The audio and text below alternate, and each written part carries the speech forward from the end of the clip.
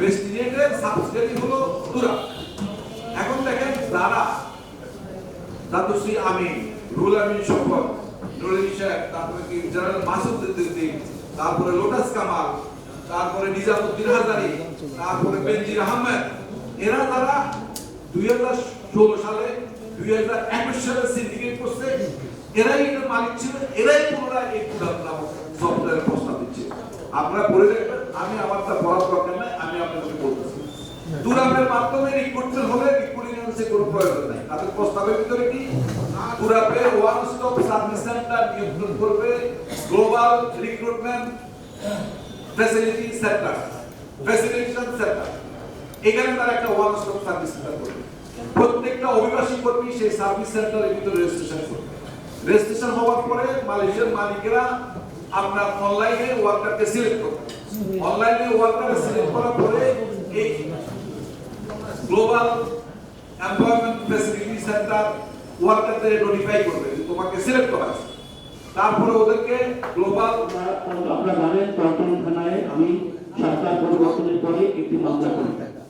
মামলা করার পরে এই মামলা তদন্তকারী কর্মকর্তা যখন তার তদন্ত কার্যক্রম শুরু করে একজন 1 নম্বর আসামি সাবেক মন্ত্রীকে গ্রেফতার করেন এবং এই সিন্ডিকেটের লোকগুলা তাদের গ্রুপে ইন্টার করে ওয়ারেন্ট ইস্যু করে মালয়েশিয়াতে পাঠান। এই ওয়ারেন্ট ইস্যু করার পরে অজ্ঞাত কারণে মামলাটি আমার সাথে কোনো যোগাযোগ না করে সিআইডিতে পাঠিয়ে ডিপ ফোর্সে রাখা হয়। আপনারা জানেন এই মামলার পর থেকে হয়েছিলেন পিছন থেকে তৎকালীন সরকারের একজন সহকারী উপদেষ্টা জনাব প্রজাবাদ চৌধুরী। তিনি প্রভাব খাটিয়ে প্রভাবিত করে মামলা যিনি এই ইন্টারপোলে ওয়ারেন্ট ইস্যু করেছেন সেই কর্মকর্তাকে বর্তমানে সে ওএসডি অবস্থায় আছেন, তার কোনো দায়িত্ব নেই এবং সিআইডি তৎকালীন যিনি সিআইডি তৎকালীন কর্মকর্তাদের প্রভাব খাটিয়ে এই মামলাটি এই পাঠিয়ে দেওয়া হয়। আমি পরবর্তীতে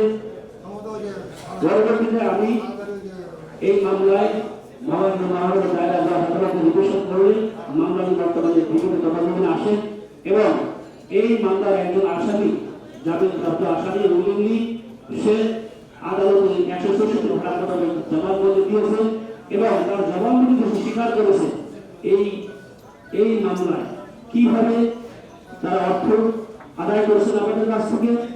এবং সকল তার অফিসে বসে একটি ব্যাংকের মতো বলি রয়েছে রেগুলারি চাঁদা আদায় করতো আমাদের দায়িত্ব চাঁদা আদায় নেওয়ার জন্য। এই টাকা 3 জন ট্রাক করে সেই বসুন্ধরা থেকে আপনার চায়না করে একজন বড় গণভন্ডি ব্যবসায়ী তার নাম হুমায়ুন তার মাধ্যমে টাকা দেশে বসে পাচার করা হতো।